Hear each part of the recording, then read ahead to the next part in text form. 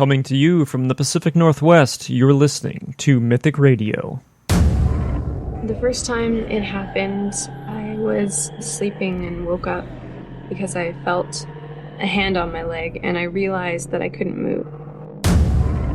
And he come across this object on the ground which was the shape of a flying saucer. So he jumped out of his pickup and went down there, and there was 4 beings laying on the ground. When I raised my head back up, I was turning my head, and out of my peripheral vision, I seen something hop to a tree. And it was tall, about 7-8 foot tall, and it was black, real hairy, like a gorilla.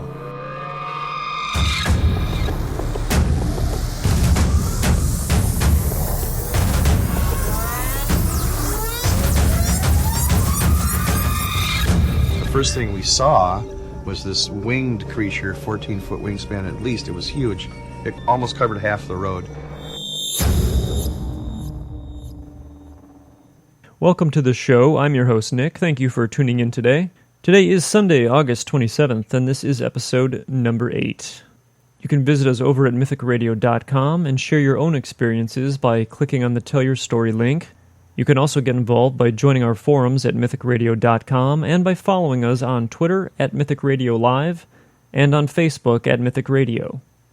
Don't forget, you can also find the Mythic Radio podcast on Spreaker, iTunes, SoundCloud, Stitcher, TuneIn, and YouTube, depending on where you prefer to listen.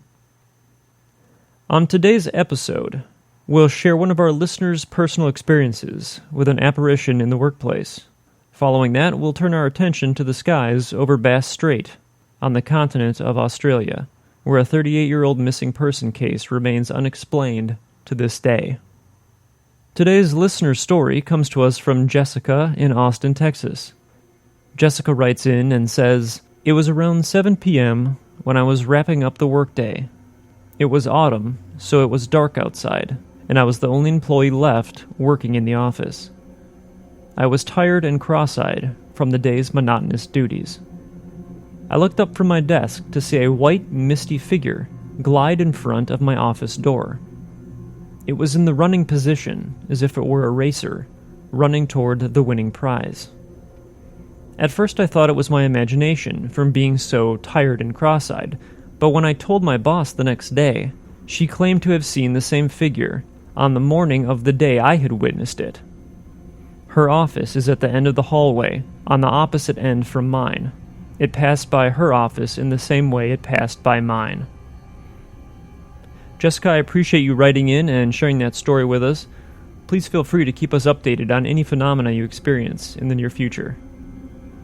Next we move on to the main topic of today's show, which takes us to Australia, in particular an area known as Bass-Strait. Named after George Bass, the strait is approximately 250 kilometers wide and 500 kilometers long, with an average depth of 60 meters. The widest opening is about 350 kilometers between Cape Portland on the northeastern tip of Tasmania and Point Hicks on the Australian mainland. Many vessels have disappeared without a trace or left little evidence of their passing. Myths and legends of piracy and supernatural phenomena similar to those of the Bermuda Triangle are common in Bass-Strait due to its treacherous combination of wind and sea conditions. It is this location that holds one of the greatest unexplained mysteries in Australian aviation history, and involves the disappearance of a young man by the name of Frederick Valentich. Frederick Valentich was born in Melbourne, Australia on June 9, 1958, and lived with his parents and 3 siblings. He had always been interested in aviation, and had even applied to enlist with the Royal Australian Air Force. Valentich was also a member of the Air Training Corps, and on February 24, 1977, he was issued a student pilot license. He received his private pilot license the following September. Valentich had a Class 4 instrument rating and 150 hours of flight experience. His lifelong dream had always been to become a commercial airline pilot. On October 21, 1978, 20-year-old Frederick Valentich boards a Cessna 182 light aircraft with the intention of flying to King Island in the Bass-Strait.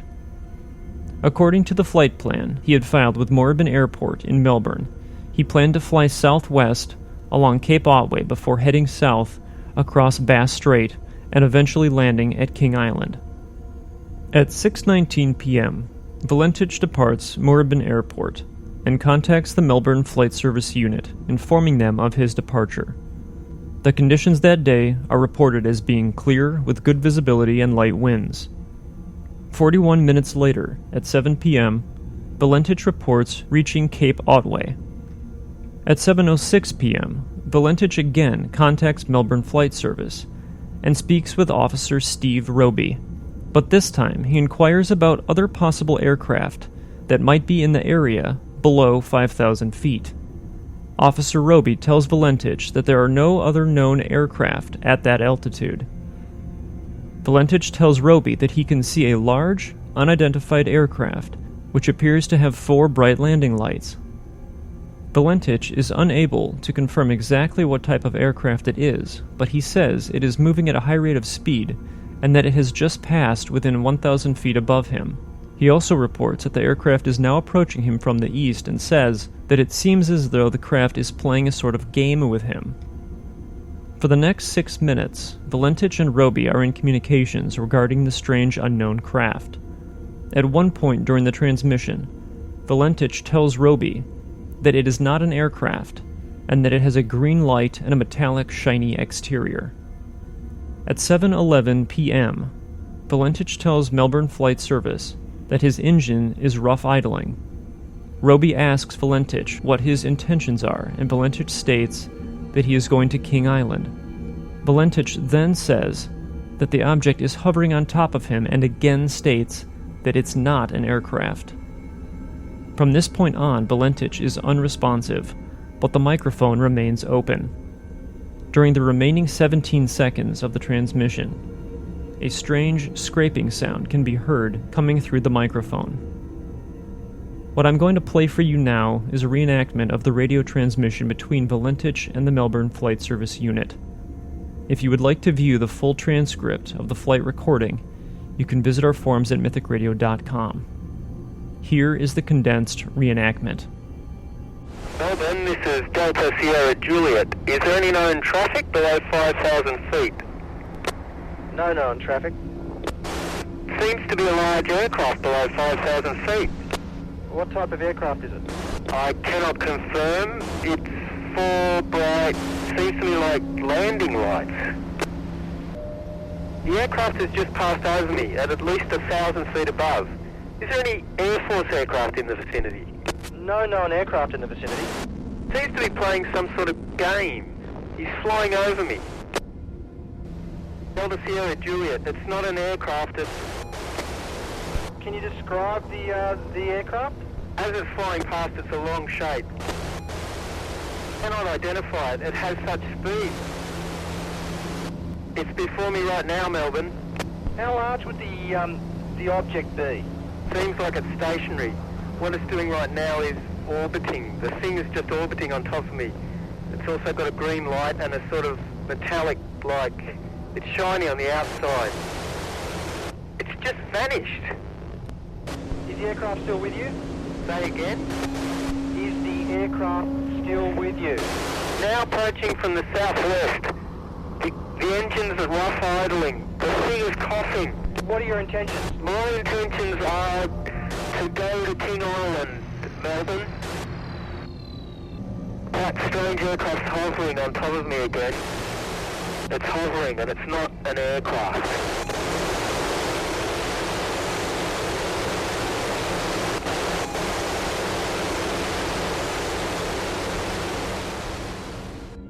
What I want to play for you now is the actual recording of the final 17 seconds of the radio transmission where you can hear an odd scraping sound. This is the actual recording.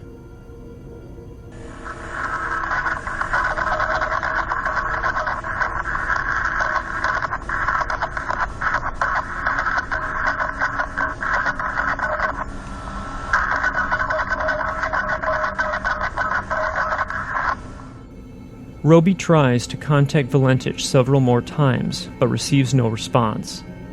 At 7:12 p.m., a rescue alert is given, and when Frederick Valentich fails to arrive at King Island by 7:33 p.m., a sea and air search is initiated. Rescue teams search for 7 days, but neither Valentich nor his aircraft are ever recovered. The Department of Transportation conduct a 2-week-long investigation but are unable to determine a cause for the unexplained disappearance. An edited version of the in-flight recording was examined by 3 researchers, 2 government agencies, and 2 universities, both in Australia and in the United States. Dr. Richard F. Haynes, a former NASA researcher, studied the last 17 seconds of the tape, where a strange metallic scraping sound could be heard. He stated that he could not determine the pattern or frequency of the sound. As the weeks went by, new evidence surfaced that only added to the confusion. Frederick Valentich's family told investigators that he was flying to King Island in order to pick up crayfish, but he had told Moorabbin Airport that he was planning on picking up passengers at King Island. When authorities investigated deeper, they discovered that Valentich had not ordered any crayfish, and that there were not any crayfish even available that day to begin with. Furthermore, investigations revealed that there were no passengers waiting to be picked up on King Island. After news of the disappearance became public, a number of people came forward with eyewitness accounts of UFO activity in the same area that Valentich's plane went missing. Some claimed to have seen a green light that seemed to follow Frederick's plane. Witnesses also claimed that his plane was in a steep dive when they saw it. One man, Roy Manifold, had set up a time-lapse camera on the shoreline to photograph the sunset near the Cape Otway lighthouse. When he had the pictures developed, he noticed a strange object that appeared to be exiting the water and moving at a high rate of speed. Roy Manifold said that he had taken the pictures at approximately 6:47 p.m., which would have been about 20 minutes before Valentich contacted the Melbourne Flight Service. The photos were examined by a Phoenix, Arizona group called Ground Saucer Watch, as well as other independent experts. The overall consensus was that the photographs were authentic and showed an unknown flying object of moderate dimensions surrounded by a cloud-like vapor or exhaust residue. 5 years after Valentich's disappearance, the government reportedly found parts of aircraft wreckage in Bass-Strait, with partial matching serial numbers. This information was recovered in a 315-page government file that authorities claimed had been lost. Frederick's father, Guido Valentich, told the press that he hoped his son had been taken by a UFO and had not crashed. Guido also told the press that his son used to study UFOs as a hobby using information he had obtained from the Air Force. He also stated that his son was not the type of person who would make up stories. He said that prior to his disappearance, Frederick had worried about attacks from UFOs. There are many theories as to what happened to Valentich that evening over Bass-Strait.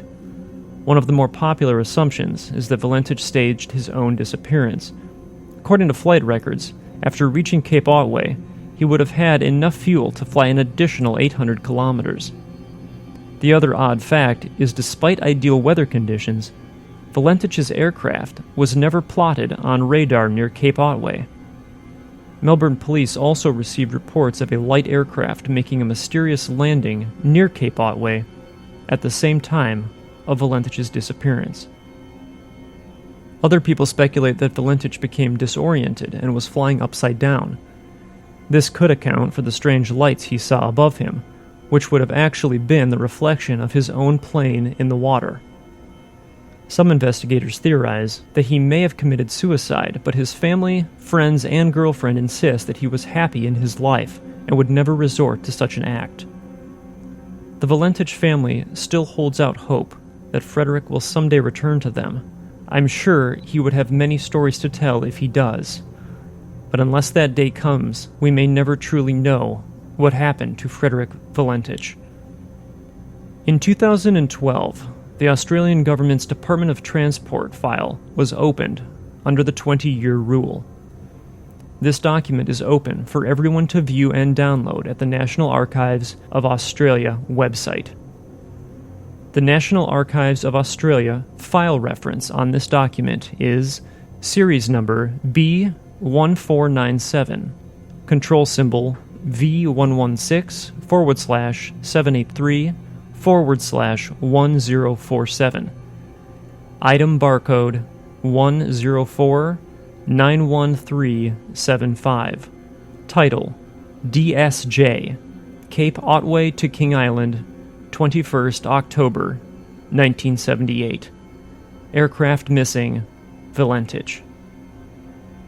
For anyone interested in this case, I highly recommend that you download and examine the file. I'd like to hear what you guys have to say, and I'd like to know if you or anyone that you know may have knowledge or information pertaining to this case. I encourage you to visit our forums on mythicradio.com, where you'll find all the topics that we discuss here on the podcast. It's a great place to ask questions and share your own experiences. You can even start new topics on what interests you. If you have a question or story for me, you may contact me at mythicradio@gmail.com or visit mythicradio.com and click on the Tell Your Story link. Thanks to everyone for joining me today, and I'd like to remind you that if you enjoy the show, please click the follow and like buttons. It helps us know what kind of content you find interesting. Please join me on the next episode of the Mythic Radio podcast. We'll be taking an in-depth look at the history and stigma surrounding one of the most infamous games of all time, the Ouija board. Thanks again for listening. I'll see you next time here on Mythic Radio.